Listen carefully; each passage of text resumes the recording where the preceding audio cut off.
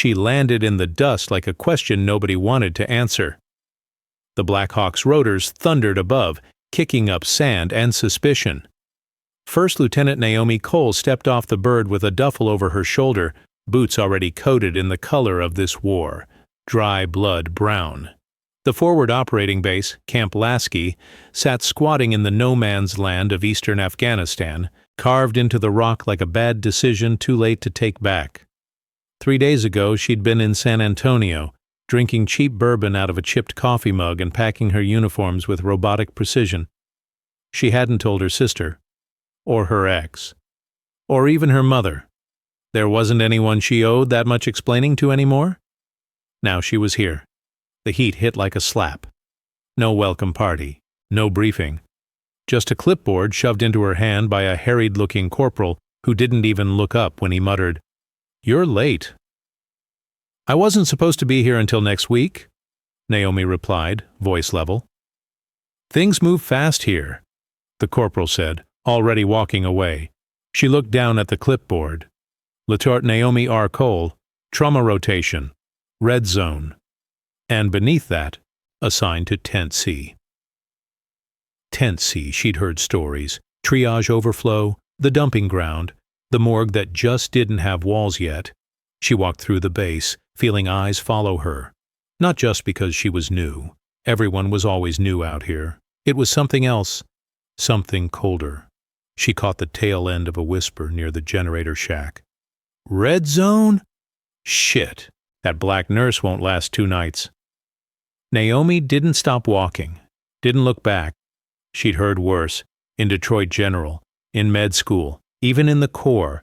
But out here, where a misstep meant more than ego, where men bled out in seconds and respect wasn't granted, it still stung. Tent C looked like it had been pitched by someone already halfway through giving up. Frayed canvas, rusted hinges, generator hiccuping like a dying smoker. Inside, the air was stale with dried sweat, antiseptic, and something older, something like fear. The first voice she heard was clipped, female, unimpressed. "You the new Florence Nightingale?" Major Eliza Cheng didn't look up from the operating table. Hands gloved, soaked in something deep and red, surgical mask pulled down just far enough to show the curl of her lip. "I'm Lieutenant Cole, trauma nurse. I've read your intake reports." "Congratulations," Chung said dryly. "Hope you memorized them. You won't have time to read anything once they start coming in." They didn't shake hands. Behind Naomi, a lanky medic popped his head in. "3 incoming. IED on Highway Blue. ETA 5 minutes. Chung swore under her breath. "Guess you're on the clock." They hit fast.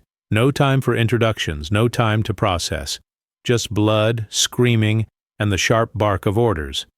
Naomi snapped on gloves as if she'd been doing it since birth. Her first patient, young, Marine. Face burned nearly beyond recognition, leg severed at the thigh. "Vitals dropping!" someone shouted. "Clamp the artery." "No." "Higher. Damn it, I said higher." Chung was shouting. Naomi pushed her fingers deep into the wound, feeling for the pulse of life under shredded muscle. Her hands were steady. She found the bleeder, clamped it, heard the monitor stabilize. Then another soldier came in, this one with a sucking chest wound and eyes wide with the knowledge that he wasn't going to make it. Naomi leaned in, voice low but firm. "You're not dying here, you hear me?" He did. He stayed alive, just long enough for the surgeon to cut him open. The hours blurred. 3 patients, then 5, then 7. The cot beside her turned cold with a body she couldn't save. A soft beep faded into a flat line. No one paused. By 0300, her scrubs were soaked through with blood. Some of it hers, from where a scalpel slipped during triage. Finally, the chaos slowed. Just long enough to breathe. Naomi stepped outside, tugged off her gloves, and stared at her hands. They were trembling now. Not from fear, from rage, from remembering that someone had said she couldn't handle it. Chung stepped out behind her, lighting a cigarette. "You still standing?" "Huh?" Naomi didn't answer. "I'll admit," Chung said, "you didn't freeze up. That makes you better than half the rookies we've bled through here." Naomi turned her head. "Was that a compliment?" Chung exhaled smoke. "You'll know when I'm complimenting you. Until then, don't get comfortable. This place eats people." She flicked ash into the dirt and walked off. Naomi stayed. She looked out past the wire, where the sky was black and the wind carried hints of something burning. A transport hummed in the distance. Then, barely audible, she heard it. Behind her, near the tent, a male voice. "That black nurse can't handle trauma cases." A soft scoff. Then another voice, weak, hoarse, broken but deliberate. "Ma'am." She turned. No one was there, but the word clung to her, strange and deliberate. Not nurse. Not lieutenant. Not Cole. Just, "Ma'am." And in that moment, she felt it. This wasn't just medicine. This wasn't just war. Something else was bleeding through. Something no tour of duty had prepared her for. The sun hadn't cracked the horizon when the siren ripped through Camp Lasky like a razor. It started as a distant thunder, rotors overhead, boots on gravel, medic shouting. But within seconds, it exploded into coordinated chaos. Naomi was mid-suture on a shrapnel wound when the tent flap burst open and a young specialist stumbled in, soaked in blood that wasn't his. Convoy hit. Highway Blue IED, followed by small arms. Command vehicles toast. He was panting. "They're bringing in the CO. Colonel Briggs, it's bad, real bad." Chung was already moving. Cole, Vix, trauma rig. Now. They sprinted. Naomi's boots slammed into the dirt with a rhythm she didn't have time to process. 1 minute she was elbow-deep in muscle. The next she was being handed a med kit, shoved into the back of a makeshift trauma cart, and pulled toward the LZ. Vix, the kid medic with too much heart and not enough armor, was white-faced and silent beside her. 3 Blackhawks came in low. The first was leaking smoke. The second was clean. The third had death in it. The moment the doors opened, the smell hit. Burned flesh, diesel, blood. 2 soldiers jumped down carrying a limp, half-armored body on a field stretcher. Naomi recognized the insignia instantly. Colonel Mason Briggs, commander of special operations in this sector. The man who'd once reportedly neutralized a hostage crisis by walking straight into enemy fire with nothing but a sidearm and the kind of stare that could freeze bone. Now he was a ruin. Half his face was obscured by coagulated blood. His right arm was twisted at an unnatural angle. Chest plate shattered. Abdomen open. His eyes were glassy, fixed on a sky he probably couldn't see anymore. "Shit," Chung muttered, scanning the body. "He won't make it 10 minutes. "No choice," Naomi replied, already pulling gloves on. "He's making it." Chung gave her a sharp look. "This is a corpse in waiting. You go down this rabbit hole, it's on you." Naomi didn't flinch. "He's not dead yet." Inside the tent, it became war. Naomi took point. She called for fluids, pushed epinephrine, sliced through the colonel's ruined uniform with surgical scissors. Vix assisted, pale but competent. The pulse was erratic. His BP was falling off a cliff. "Chest cavities full," Naomi snapped. "We need to relieve pressure. Now." Chung hovered nearby, reluctant, watching like someone taking mental notes for a future court-martial. "Make the incision," Naomi barked.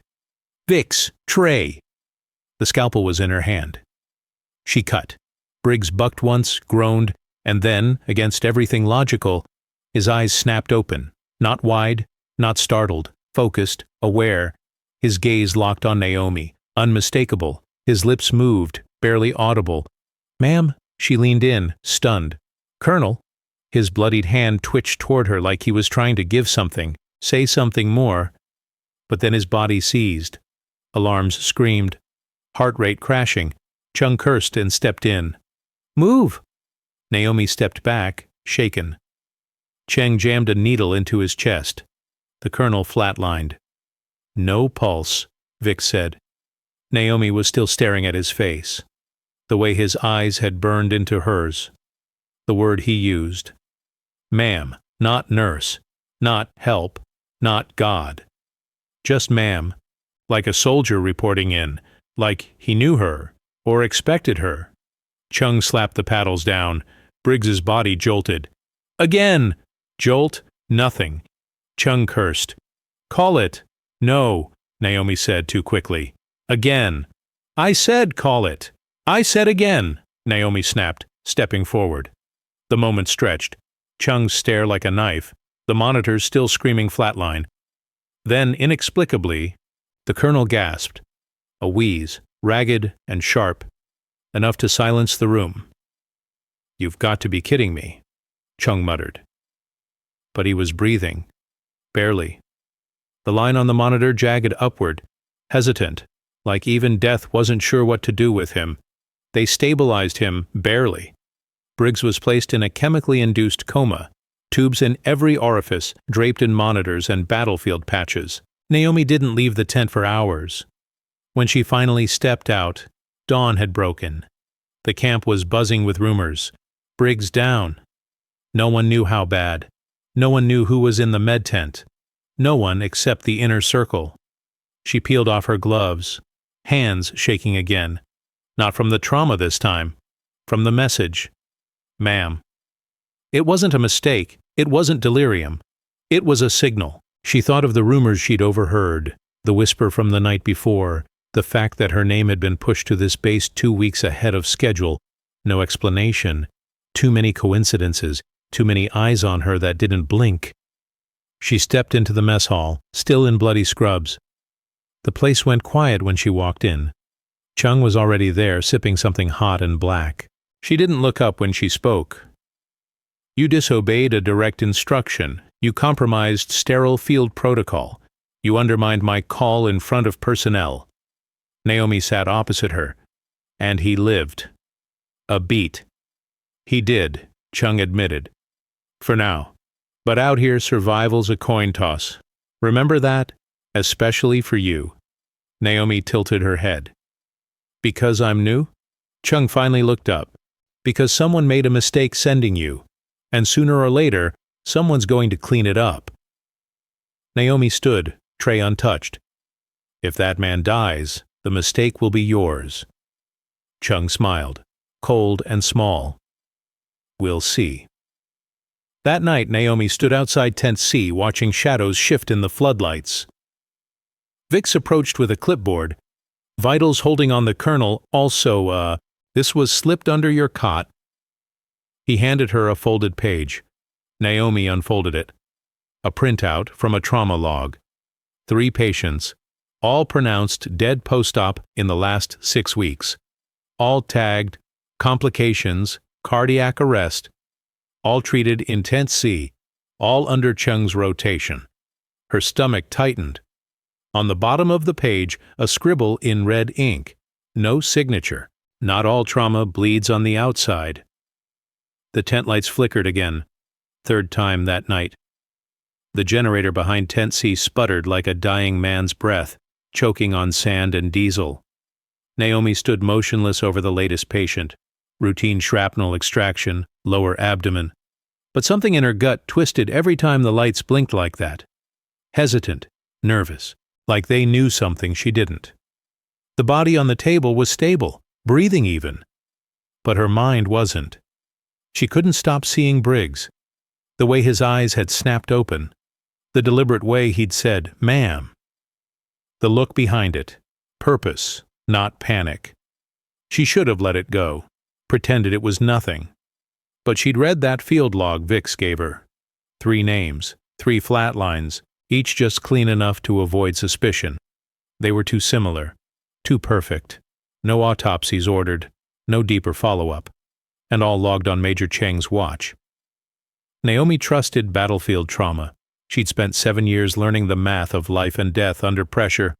But this didn't add up. Something was bleeding inside Camp Lasky that no one wanted to cauterize. You think she's killing them? Vix whispered, crouched beside her behind the water storage drums after lights out.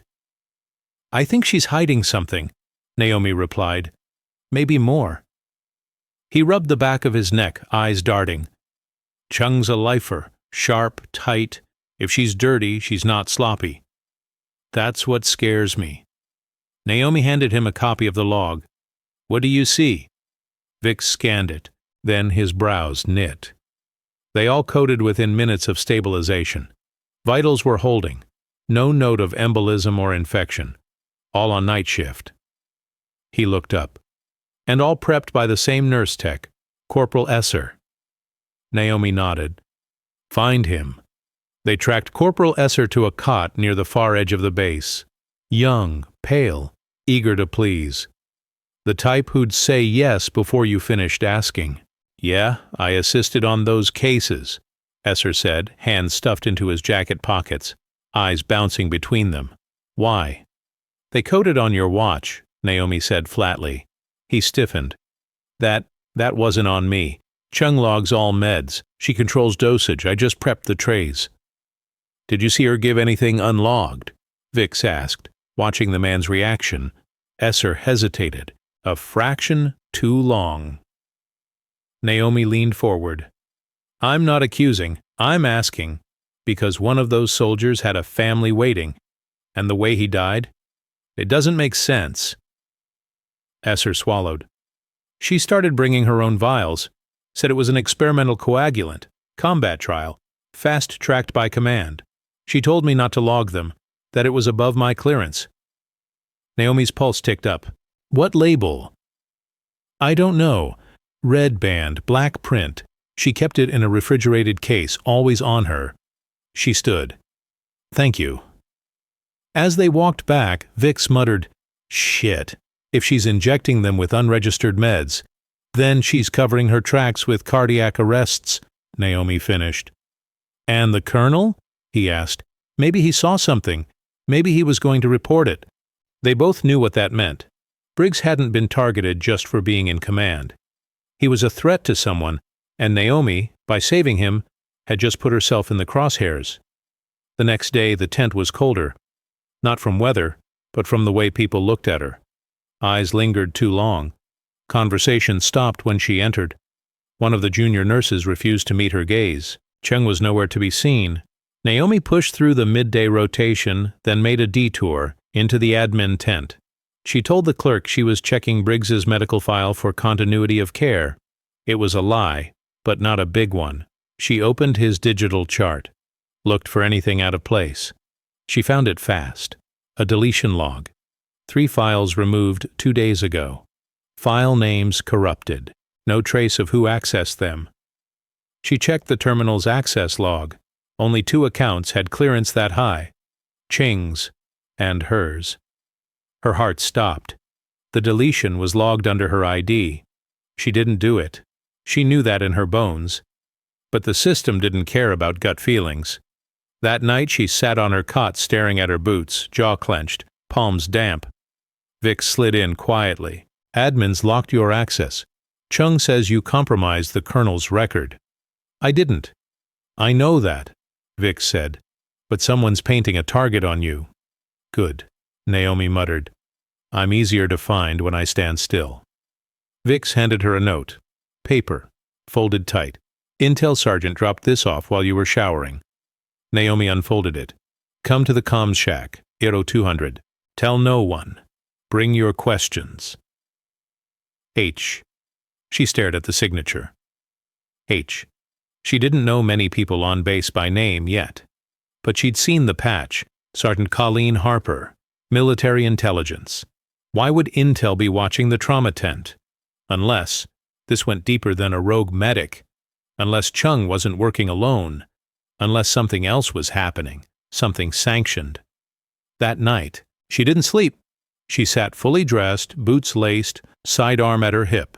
Not standard for medical personnel. But then, nothing felt standard anymore. At Aero 155, she slipped out of her tent and into the cold. The base was quieter than usual. Too quiet. Even the wind held its breath. When she reached the comms shack, Harper was already waiting. No salute. No smile.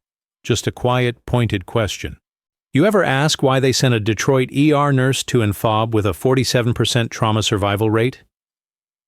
Naomi stiffened. Because I had field trauma certs, and no family to lose. Harper shook her head. That's what the orders say. But the reason? Someone high up wanted you here. Because you don't flinch. Because you don't ask permission. And because once, in Detroit, you broke a surgeon's nose for trying to let a homeless man die on a slow bleed. Naomi's mouth tightened. That record was sealed. Not to us. Harper handed her a folder, thick, no markings, no official seal.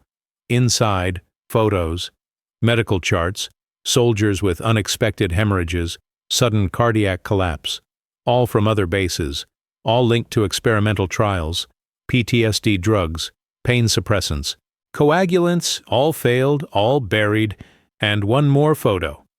A grainy surveillance still, Cheng shaking hands with a private defense contractor in a Kabul airfield. Harper looked at her. Briggs was building a case. Intel intercepts suggest he had names, accounts, maybe even transport logs. Then his convoy just happened to get hit, with a different route than scheduled. And you. I was never supposed to save him, Naomi said quietly. No, Harper replied. You weren't. And now he's your responsibility. Naomi stepped out of the comms shack with the folder tucked under her arm. The stars above Camp Lasky looked cold and sharp. She had no orders, no allies, but she had something else, purpose. She'd handled trauma her whole damn life. She could handle this, but she'd stop asking permission. The dead man blinked. It wasn't possible. Naomi knew that. The soldier on the gurney, Lance Corporal Riley, had coded 30 seconds ago. Massive internal bleeding. Blunt force trauma to the chest. A case that came in too late, even by miracle standards. Still, she saw it. His eyelid twitch. A slow, fluttering pulse in his neck. She leaned closer, reached instinctively for his carotid. Nothing. Flatline, cold skin, rigor already setting in. But she'd seen it. She was sure. It was after 0200, and the trauma tent was dead quiet. The kind of quiet that didn't feel like rest. It felt like something holding its breath. Naomi stood alone at the back sink, scrubbing her hands out of habit, blood from Riley still drying in the cracks between her knuckles. The sink mirror flickered. The generator was fading again. Her reflection shimmered. And then she caught it. A shadow behind her. She turned, fast. No one. But there'd been someone, just out of view. Moving wrong. Too smooth. Too slow. She stepped past the storage rack, checking the rows of IV bags, scanning the space between cabinets. Still nothing. Her hand slid to the trauma shears clipped to her side, finger tight against the grip. Not a weapon, but enough to remind her that she wasn't powerless. The tent flap rustled. A breeze, or something more. She walked out into the open air and saw him, a man in a faded uniform, face obscured, movement deliberate, walking past the far end of Tent C toward the northern fence line. Not in a rush, like he belonged. She called out, "Hey, you need clearance to be back here." No response. She started after him, crossed the dirt road, rounded the corner of the adjacent comms post, and froze. No one there. Not even footprints, just the wide-open base perimeter and the rustle of wind in the wire. She turned slowly, and saw Harper, leaning against the wall of the generator shack, arms crossed. "You're seeing them now," Harper said, voice flat. Naomi didn't answer. "They call it combat drift. At least that's the sanitized term. Hallucinations from trauma compression. No rest, no REM. No tether to your sleep cycle. Eventually your mind starts acting like a bad radio signal. Picks up things that aren't there, replays fragments, echoes." Naomi stared at her. "That man I saw, he wasn't in uniform, not standard issue." "No," Harper agreed. "He's not." Naomi stepped closer. "You've seen him, too." A pause. Harper looked away.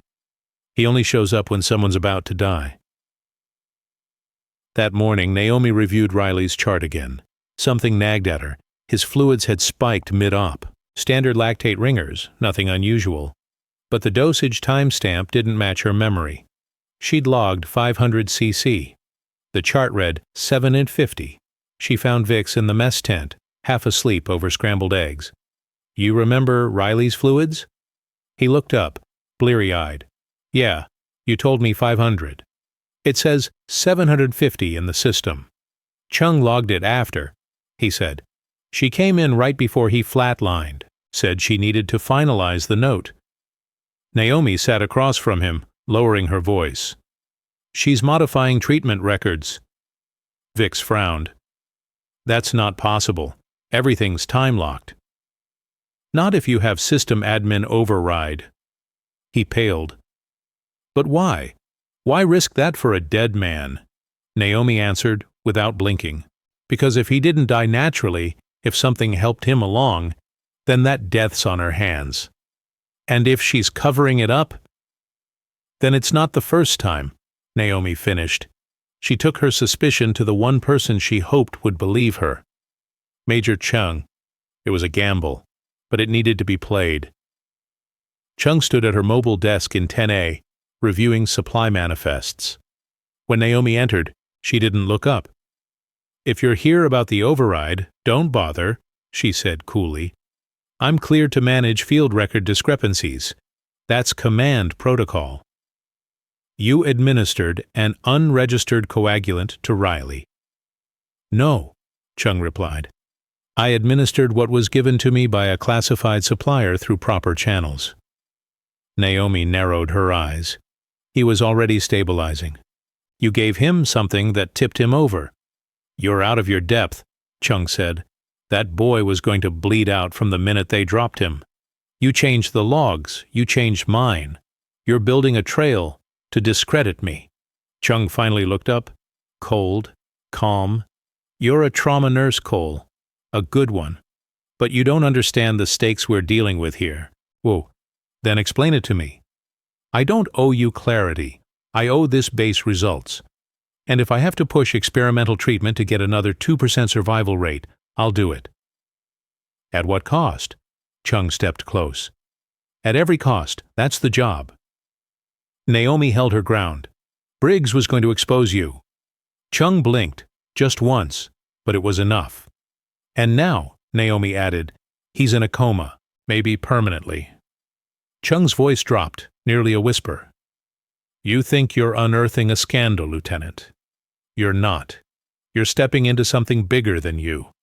Bigger than me. You're a variable, and soon you'll be removed. Naomi stared at her. Is that a threat? No, that's an inevitability. That night, Naomi couldn't sleep. She sat by Briggs' bedside in the secured medical annex, watching the lines of his vitals. His face was slack, his breathing mechanical. But in his twitching fingers, she saw something deliberate. A tap, then a pause, then two more.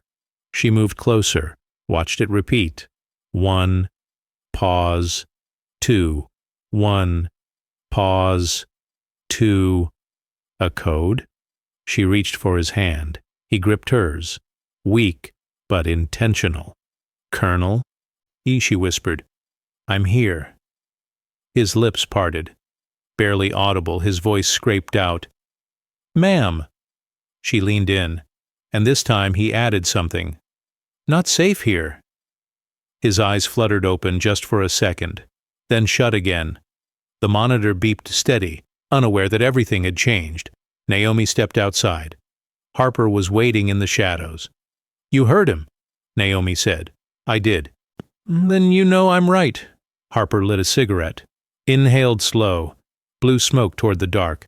I knew that before tonight. Naomi looked up at the sky. No stars, just haze and silence. What now? She asked. Harper looked at her, eyes unreadable. Now, she said. Now we stop acting like ghosts. The whisper wouldn't stop. Ma'am, not safe here. It rang in Naomi's ears long after she left the annex. Not just a warning, a signal. She barely slept, pinned between adrenaline and the fear of what silence might allow to surface. She kept hearing it, those 2 extra taps of the colonel's fingers, like he was tapping out some kind of message, intentional, patterned, repeating. 1. Pause. 2. Not Morse, not binary. But it meant something. She needed help decoding it, but not from anyone Chung could touch. By Oro 400, Naomi found herself back at the Intel bay, knocking twice, then once more. Harper opened the door in a black tank top and BDU pants, a sidearm already drawn before she even asked who it was. "You come in quiet, or you don't come in at all," Harper said, lowering the pistol once she saw Naomi's face. Naomi walked in. He said something again. Not just a warning. "I think he's trying to give us more." Harper blinked. "You're sure it wasn't post-coma delirium?" "I know the difference between confusion and strategy. He was lucid. Intentional." Naomi held up her notebook, already scrawled with symbols, tally marks, theories. Harper glanced over it. Pattern recognition. Smart. But this isn't just medicine anymore. It's cryptography. Naomi stared at her. "Then teach me." By Oro 600, they'd run the tap pattern through 4 decryption models: military encoding, legacy battlefield protocols, even rudimentary cipher scripts used in Cold War field ops. It wasn't until Harper switched to a psychological field mapping program designed to break POW resistance codes that something clicked. 1. Pause. 2. Harper pointed at the output. This structure lines up with a Tier 3 distress code used by embedded assets. Passive signaling. It's used when someone is restrained, physically or medically, and needs to indicate controlled captivity. Naomi's throat tightened. "You're saying he wasn't just warning me, he was saying—" Harper finished it. "He's under observation and being kept quiet." Naomi thought of the sedation protocol, the sudden coma Cheng had ordered, the classified meds with no peer-reviewed data, the missing files from his trauma log. "He's not just wounded," Naomi said. "He's been silenced, systematically, because he knew something they needed to bury." Harper didn't argue. Instead, she turned her monitor and pulled up an image. A SAT recon photo taken 2 weeks before Briggs's convoy was hit. It showed a transfer zone near the border. Small airstrip, 2 trucks. No known manifest. Intel had a soft ping from a source tied to a logistics group called Eris Control. Private, off books, defense adjacent. They've been ghosting in and out of AFG airspace for months. Briggs was tracking them. We believe he compiled a data packet of their field tests. "What kind of tests?" Naomi asked. "Psychotropic suppression, enhanced compliance serums, experimental trauma response modulation, think chemical obedience mixed with emotional erasure." Naomi stared. "You're saying they're trying to erase fear?" "Fear, hesitation, guilt, humanity." Harper clicked through photos. Soldiers sitting stone-faced in trauma zones, civilians crying nearby, no reaction. "The goal is field loyalty beyond PTSD. But the side effects? Seizures, hemorrhages, psychotic breaks, sudden cardiac collapse." Naomi sat heavily. That's what Chung was injecting into the trauma patients. Harper nodded. "Live battlefield trials. The wounded are ideal test beds. No oversight, high mortality rates, fast burial. You came in clean. That made you a variable." "A threat," Naomi corrected. "And now they're repositioning the narrative to make you look unstable. Logs altered, medical errors pinned. If Briggs dies, you go down with him." Naomi stood. "Then he can't die. And I can't stay passive." She looked at Harper. "We need the original packet. The data he gathered." Harper leaned forward. "Then we need to find his secure unit. If he was prepping for exposure, he wouldn't have kept it on base servers. Too traceable. He'd use a blind drive. Analog storage." Naomi remembered the look in his eyes, where he'd looked. Not at her. Not at the team, but at the steel cabinet beside the operating table, just before he coded. She rose. "I think I know where it is. Back in Tent C, the graveyard shift was turning over. Most of the staff were gone or asleep. Naomi slipped in with Vix under the pretense of cleaning up post-op trays. "Keep your back to the wall," she told him. "If someone walks in, stall." He nodded, nerves tight under his skin. Naomi moved to the cabinet. Standard supply locker. She checked the inventory clipboard on the front. Last opened 2 days ago. Not touched since. She opened it. Bandages, IV kits, vials of lidocaine and morphine. Nothing unusual, but the back panel was off-center, like it had been reinstalled too quickly. She pulled it. Behind the panel, a slim, black carbon drive, heat-scarred, analog encrypted, tagged with military-grade barcode. She held it like it might explode. Vix whistled low. "That looks like evidence." Naomi slid it into her jacket. "No, that's proof." And that's when the tent lights cut out, completely. Not a flicker, a kill switch. Then came the sound. Not boots, plastic, like gloves being pulled tight. Naomi spun around. A figure in surgical scrubs stood at the far end of the tent. Face covered. No insignia, no name tag. Not one of their team. No sound, no voice. Just movement, slow, deliberate, toward her. "Hey!" Vix shouted, stepping forward. The figure didn't stop. Naomi pulled the trauma shears, no longer thinking of them as tools. "I will cut you down if you come any closer," she warned. The figure paused, then turned and walked into the dark. Gone. The lights snapped back. Naomi and Vix were alone, but everything had changed. Later, she handed the drive to Harper in the bunker beneath comms. Harper looked at it like it was sacred. "We get this decoded. We blow the top off every back-channel drug trial in theater." Naomi's jaw tightened. "We don't have time. Chung knows it's missing. She'll come after me next." Harper smiled, cold and sharp. "Then we go loud before they can go quiet." Naomi looked down at her blood-stained scrubs. "I'm tired of patching the dying." She looked back at Harper. "Let's save someone before they flatline." Naomi stood at the edge of the helipad, watching the sun claw its way over the jagged ridge. It was red this morning, thick and slow, like it was bleeding through gauze. Behind her, the base was waking up to a lie. Briggs was still comatose, Chung was already back in Tent C, and the med logs had been sanitized overnight. Again. But Naomi didn't care about logs anymore. She had the drive. And Harper was decrypting it now. They were past rumor, past speculation. The rot inside Camp Lasky was real and spreading. This place wasn't a trauma ward, it was a lab, and Naomi was done being the control subject. At 0900, she was called to command. 3 officers she didn't recognize. 2 men, 1 woman. Plainclothes but clipped speech. State Department or DARPA, maybe CIA.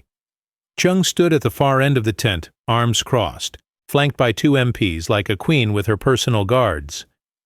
"You've been accessing restricted medical files," the woman said without introduction. Naomi didn't blink. "As part of my patient continuity reviews." "Beyond your rotation?" "Patients don't stop being patients because someone hands off a chart." The male officer stepped forward. "You were witness taking a classified item from a secured zone. You attempted to conceal it.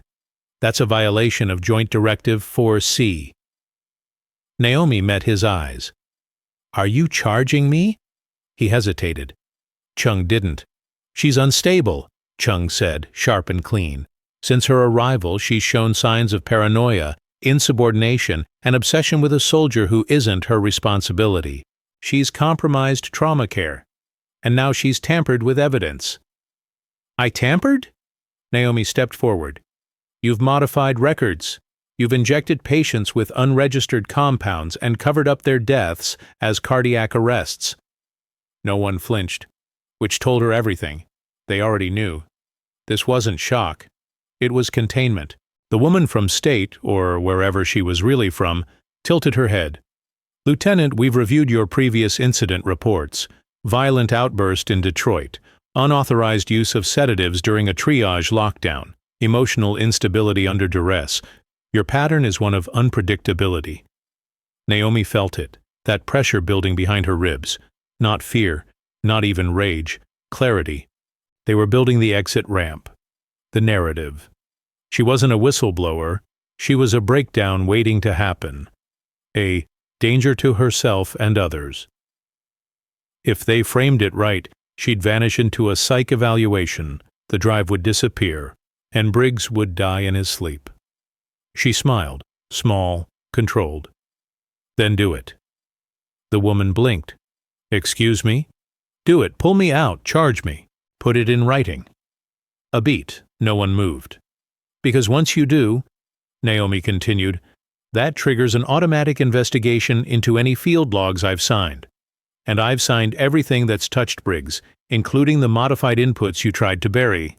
So if you want to start this fire, I'd love to watch it burn.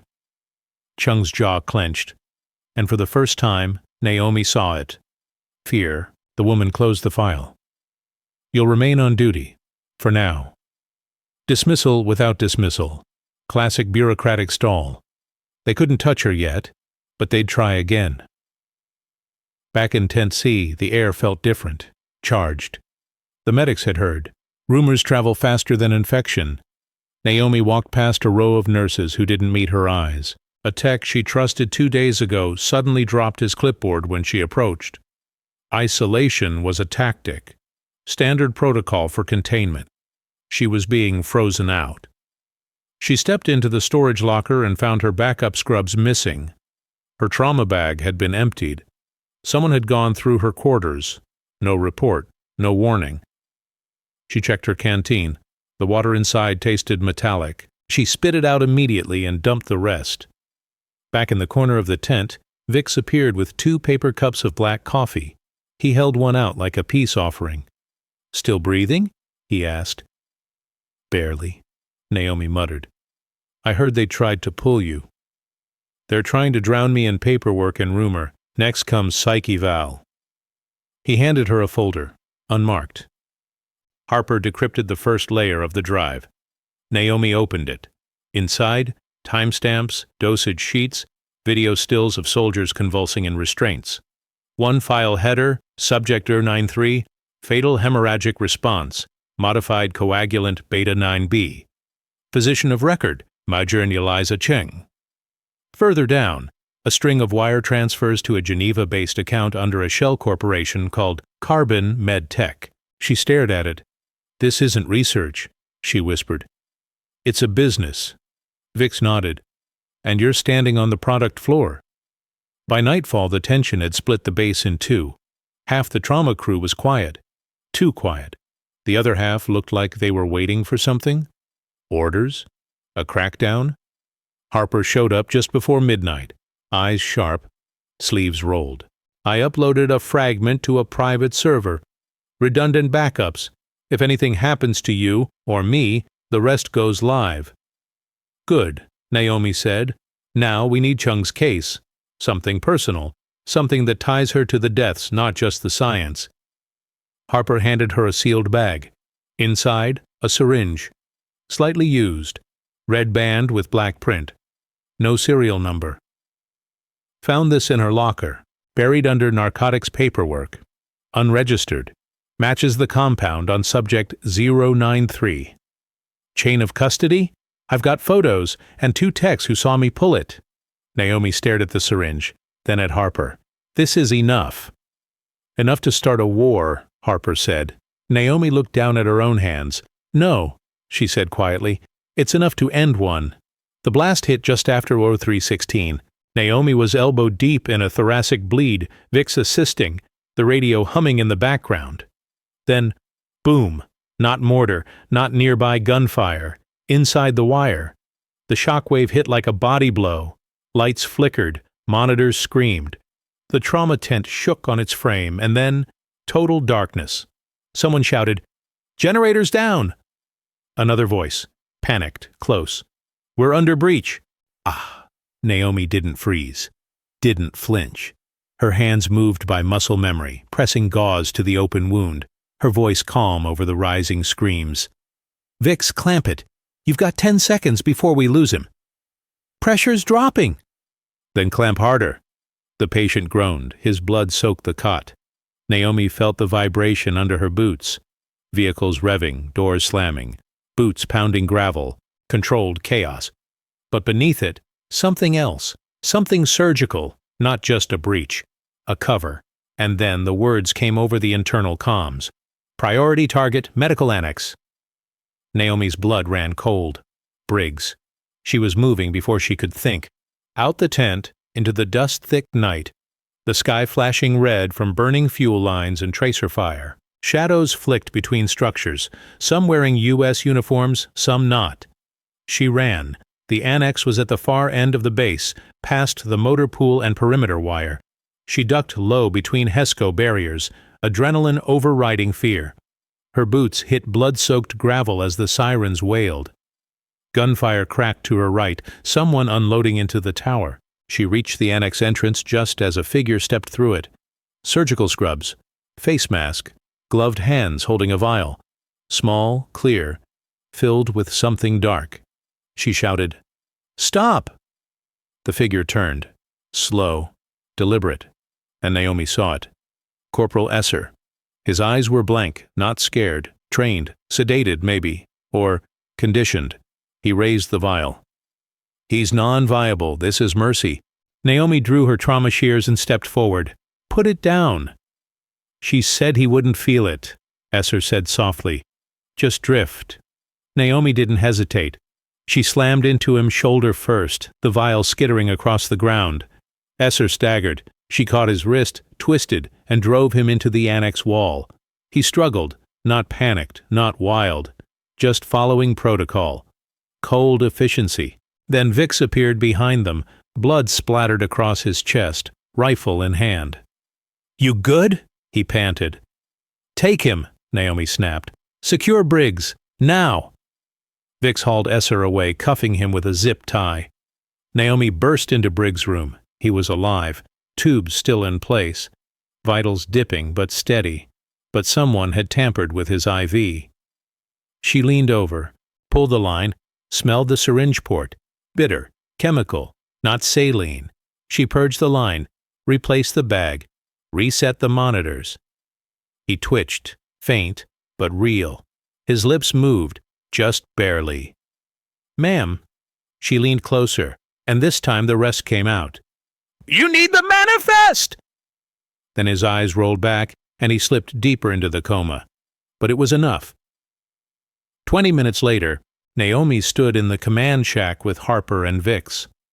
Outside, smoke coiled into the sky. The breach had been neutralized, but too clean. No attackers captured. No bodies recovered. Inside, Jobs didn't leave witnesses. Harper laid out a map, marked it with 3 red dots. "These are the transfer points Briggs flagged before he was hit," she said. "All tied to Eris Control cargo shipments. One's inside our zone. 30 clicks south." Naomi nodded.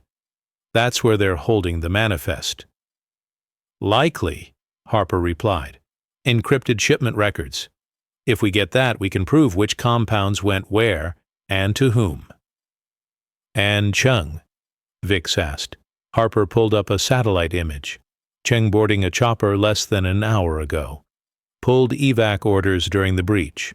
Left 5 minutes after you stopped Esser. "Where is she going?" Naomi asked. Harper zoomed in. "Black site outside Kandahar. Same location Eris Control has used before. My guess? She's pulling the rest of her data and torching the trail." Naomi stared at the image. Chung's face turned toward the camera just slightly. Serene, calm, as if nothing could touch her. Naomi's jaw tightened. She doesn't get away clean.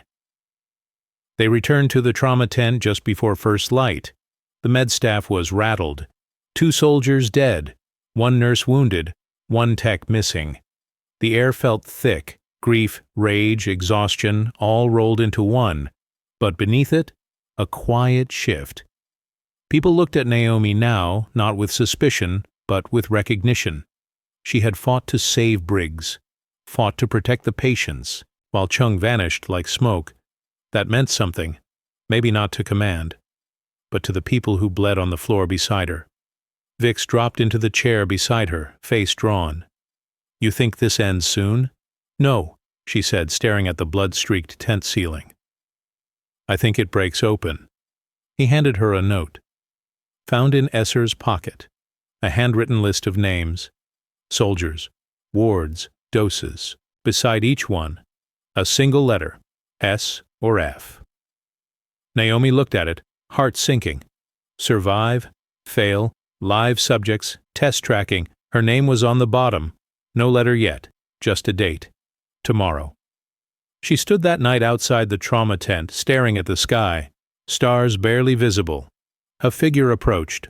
Harper, carrying a single item, a burned medical notebook found inside the generator shack. Hidden behind insulation, it was Chung's, field notes, doses, reactions, personal observations. One page circled in red. Subject showed too much resistance. Recommendation: neutralize before reassignment. The subject ID was Naomi's. Harper said nothing. She didn't have to. Naomi took the notebook, looked at the base behind her, at the tent where she'd saved lives and stitched bodies together while they tested poisons beneath her nose. "This was never medicine," she said. Harper's voice was like gravel. "No, this was always war."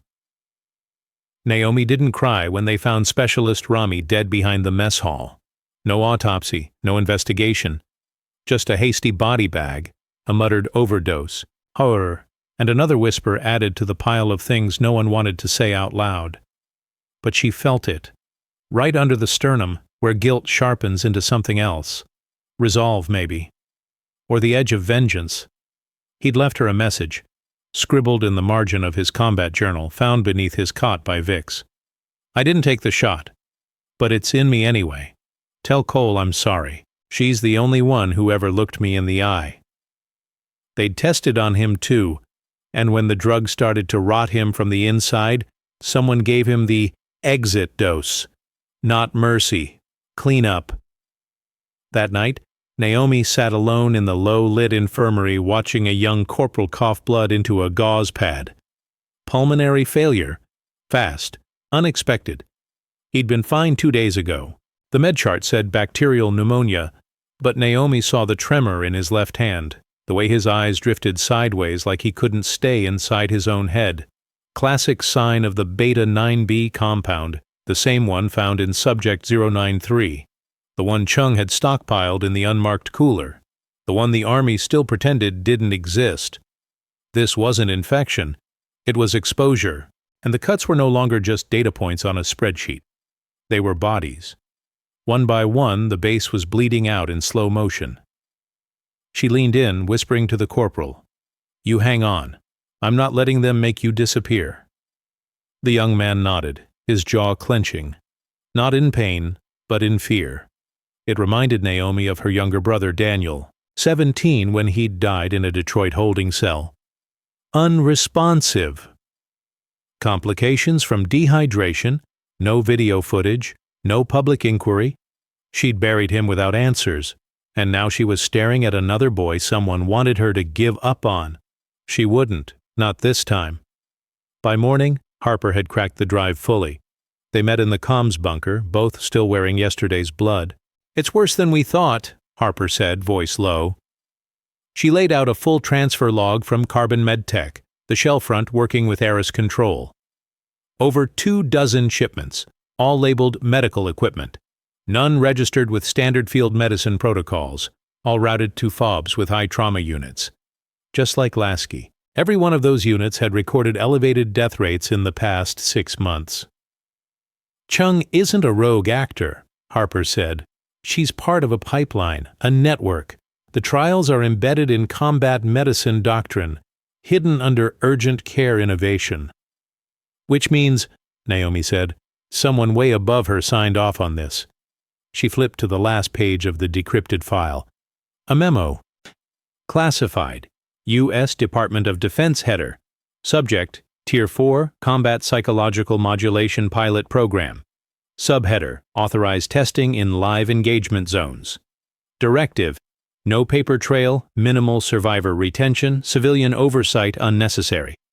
signed not by Cheng, not even by a general, but by Deputy Undersecretary Anselm Wakefield, a civilian contractor, direct link to Carbon and to Washington. The betrayal was now institutional. Briggs was going to blow the lid off this, Harper muttered. His own command flagged him for personality drift, code for non-compliance.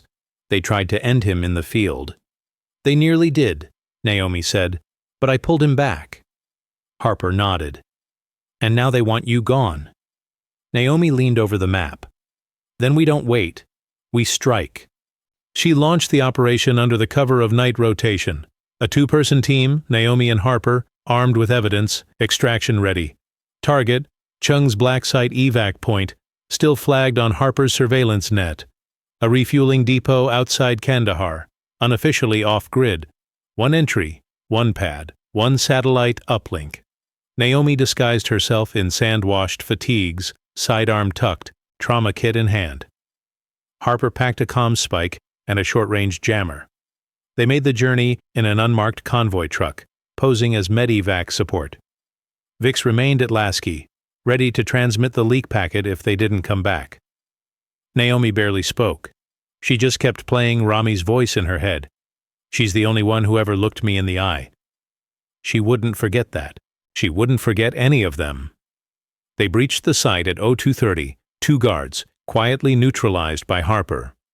Inside, the structure was sterile and temporary. A mobile command unit reeked of bleach and silence. Naomi moved like a shadow, her boots silent against concrete.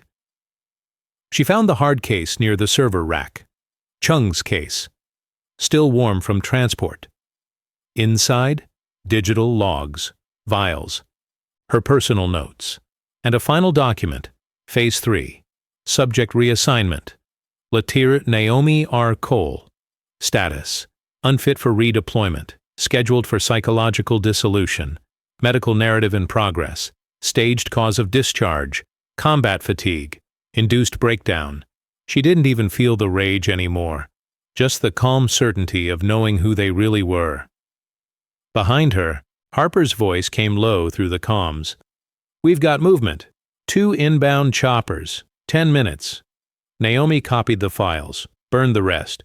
Then she looked down at the final folder Chung had left on her desk. Inside, a single photo. Daniel, her brother, at 17, mugshot. Classified case study, early behavioral non-compliance, beta protocol suppression failed, terminated. Naomi froze. He wasn't just killed, he was a test subject. They had been doing this for years. Naomi stood slowly, the folder still in her hands. This wasn't just betrayal, it was personal. They made it back to Camp Lasky by dawn. Bloodied, exhausted, changed.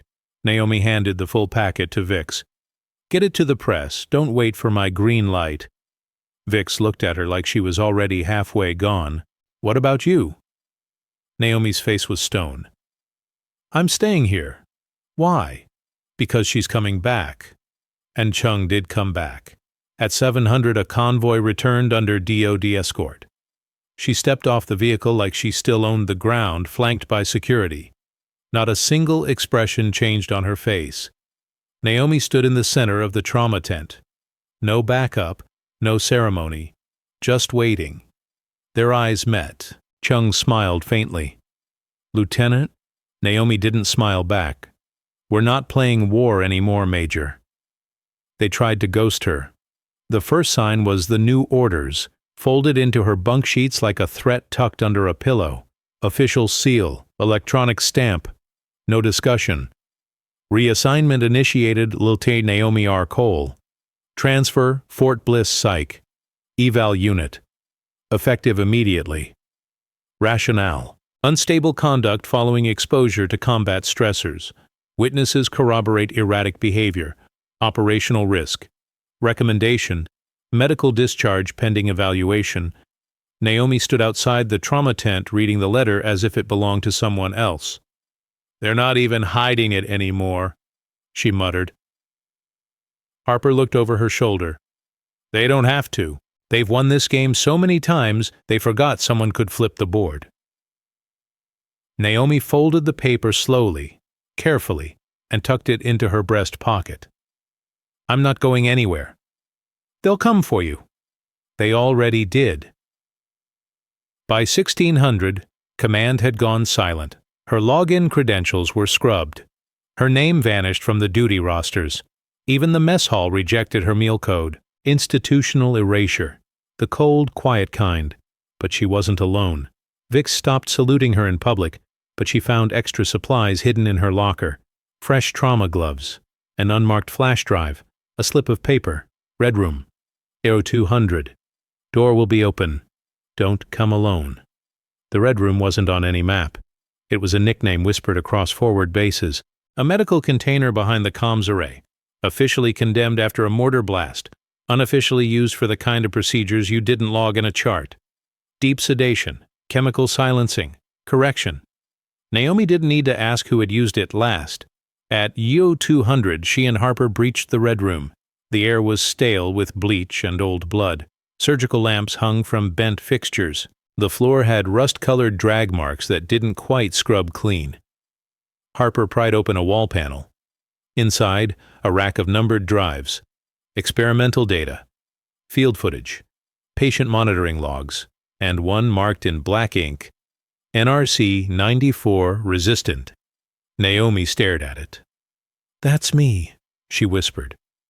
Harper hesitated. "You sure you want to see it?" Naomi took the drive.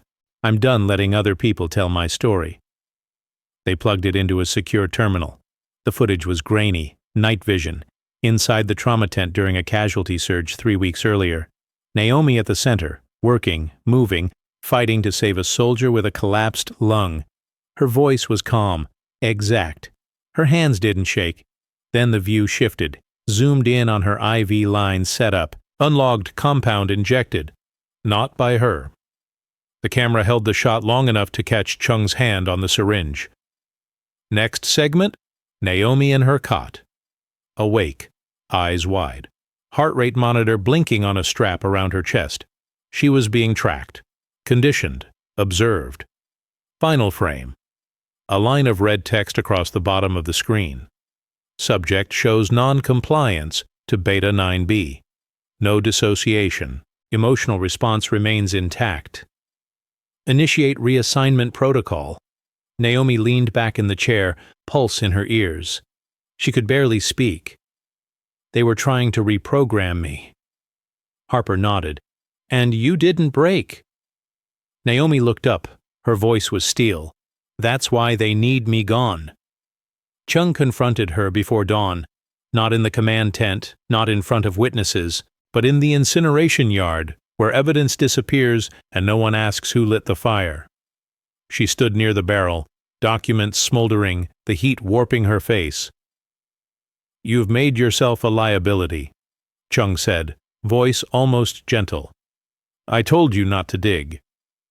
"You didn't just test on soldiers," Naomi said. "You engineered deaths. You falsified data. You signed off on my erasure." "You weren't supposed to survive the compound," Chung said. "You were an anomaly, an uncontrollable. Every system needs to cleanse outliers." Naomi stepped forward. "Briggs is awake." Chung's eyes flickered, not with fear, with calculation. "How much did he tell you?" "Enough." "Then you know he signed the first waiver." Naomi stopped. "What?" Chung nodded. He was the first to approve Phase 1 of beta trials, voluntary testing, precursor compounds. He thought he could manage it, that he could draw a line, but the program evolved, faster than he could control. When he tried to pull out, well, you saw what happened. Naomi's stomach turned. "You used his guilt against him." "We used his authority to expand reach. But yes, his guilt was convenient." Naomi's fists clenched. "You're done," she said. "I've got footage, files, a witness list, the whole pipeline." Chung smirked. "You think the truth will matter? You think a senator's going to read a whistleblower memo and shut this down? They'll bury you in red tape. Your files will disappear. Your diagnosis will read paranoid ideation, non-combat induced. You'll be a line in a closed case folder." Naomi stepped closer. then bury me. But know this, every life you cut I'll name. Every test you ran I'll leak. You picked the wrong nurse to underestimate. Chung paused, just for a moment. Then she nodded toward the barrel. Everything burns, Lieutenant. Naomi turned and walked away. She didn't look back when Chung tossed the last folder into the fire. She didn't need to, because she still had the drive. At 600, Naomi sent the full data drop to 3 contacts: a former combat reporter embedded in Kabul, a military whistleblower NGO, and a stateside trauma surgeon she once saved during a stateside riot. Each received a full copy of the Eris control files, the Carbon Manifest, the Red Room logs, and a personal note. My name is Naomi R. Cole. I am a trauma nurse in a U.S. combat zone. I have evidence of unauthorized medical testing, falsified patient deaths, and a conspiracy that threatens every life in the wire. If I go silent, know this. I fought to the last heartbeat. Now it's your turn. She clicked send, then stood, and waited. The alarm screamed just before sunrise. Not a test, not drills, a real breach. But this time, Naomi didn't flinch. She stepped into her boots, slung the trauma bag over her shoulder, and walked straight into it. The blast radius hit the eastern compound. Motor pool shredded, fuel depot burning. The perimeter wire was down. Command was scrambling, shouting about insurgents. But Harper's face said different. Diversion, she growled. They're not here to take hostages. They're here to clean house, Naomi said. And Briggs, barely holding on, still under guarded sedation, was at the top of their list. Harper slung her rifle. You secure the trauma tent. I'll hold the annex. Naomi shook her head. You'll never make it alone. Wasn't asking permission. Harper ran. That was who she was. Loyal, sharp-edged, and brave in the way women learned to be when nobody ever came to rescue them. Naomi turned and ran the opposite way, toward the center of the chaos, toward Tent C. The air was thick with smoke and yelling. Medics scrambled to pull stretchers, bandages, IVs. Gunfire snapped like bones breaking in the distance. Someone screamed for a tourniquet. Another dragged a limp body behind a supply truck. And there, at the heart of it, a soldier flat on the ground, leg gone, eyes wide and wild. Naomi hit her knees. Stay with me. You're not dying here. She ripped open her trauma kit, found the last combat tourniquet, applied pressure. The soldier gasped, his chest heaving, artery pulsing too fast. Another nurse ran past. They're coming through the west wall. Naomi didn't look up. I need blood now, she shouted. Vix appeared like a ghost, racing across the compound, dragging a half-shattered cooler of blood packs. I thought they pulled you, he yelled. I don't flinch, she answered. He dropped to his knees beside her. We hold the tent? We hold the line. She took the blood, started the transfusion, sealed the wound, and kept her hands moving. 1 patient, then 2, then 5. Bullets snapped overhead. One clipped the edge of the tent. Another blew through a supply cabinet. But she didn't stop, because they were counting on her to break, because they needed her to fold. But Naomi Cole wasn't built like that. She'd watched her baby brother die in custody. She'd held too many strangers' hands while they bled out on asphalt. She'd stitched lives together in Detroit ERs with nothing but hope and a failing light bulb. This was her house, and she wasn't leaving it to burn. An hour later, silence fell.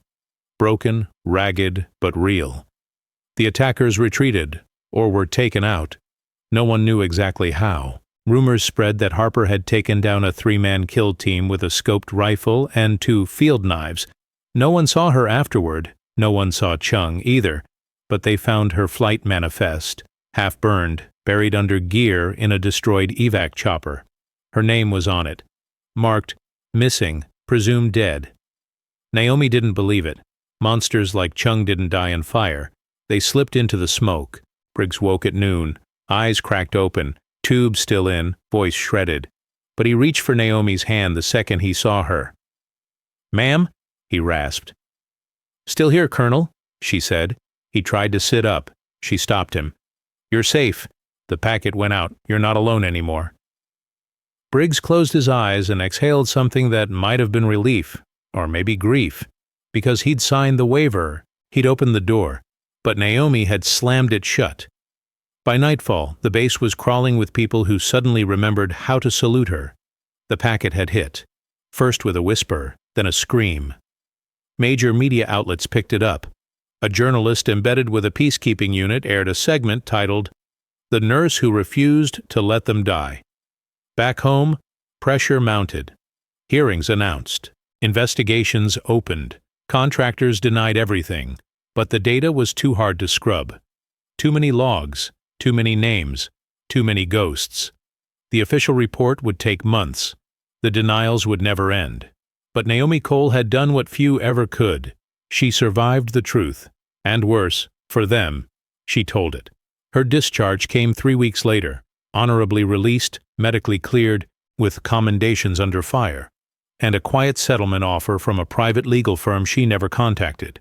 She didn't go home right away. She stayed just long enough to see the wounded flown out, to watch Vix accept a promotion, to kneel at a makeshift grave with Harper's name on a cross, though the body was never found. Some said she went dark. Some said she joined a Black Ops trauma unit off-grid. Others said she left medicine altogether. But the story outlived her location, of a woman who walked into war, stitched the broken-faced monsters in white coats, and didn't flinch. They called her a hero. She hated that. She wasn't there to be loved. She was there to save who she could, expose what they buried, and fight like hell through every breath they tried to take from her. And when the next nurse arrived at a forward base in a combat zone and heard someone mutter, "That black nurse won't last," the whole tent went quiet, because they all remembered the one who had, and what she'd become. Proof that trauma doesn't break you. It reveals who you really are.